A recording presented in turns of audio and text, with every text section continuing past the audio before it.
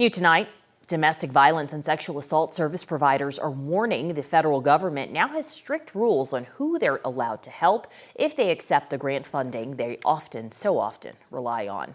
9 News reporter Rachel Krause joining us now. Rachel, it's a group here in Colorado who has filed this lawsuit, and they're challenging this.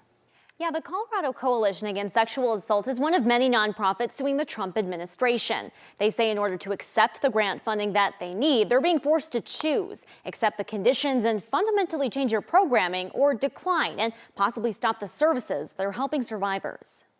It really feels like there's a very narrow group of individuals that it's safe to serve. Sexual assault and domestic violence service providers in Colorado are pushing back against new restrictions to accessing federal grant funding. Previously, we were required to serve underserved communities and do as much as we could to ensure that they had access to services. So this is the first time that these types of restrictions are showing up in this funding. Bree Franklin is the director of the Colorado Coalition Against Sexual Assault. In a suit filed this week, KUSA joined more than a dozen nonprofits suing HUD and HHS over the grant funding restrictions. A second suit was filed last month against the DOJ's Office of Violence Against Women. The funding conditions include references to executive orders, including one around anti-DEI and anti-discrimination,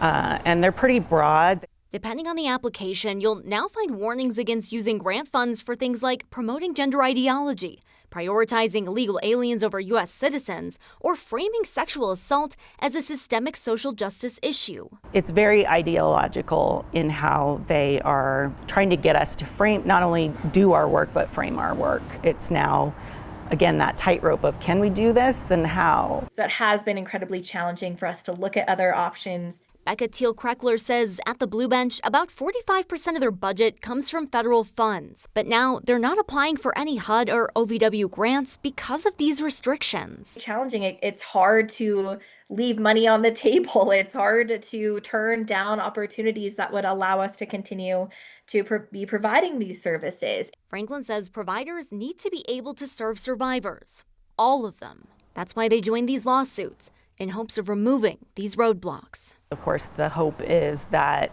we can say these conditions are unlawful and they need to get rid of them entirely for everyone.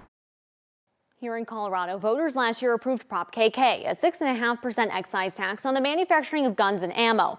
The money collected would provide a state supply of funding for sexual assault and domestic violence services here in Colorado. A lawsuit has been filed to overturn that, arguing it's an attack on Second Amendment rights.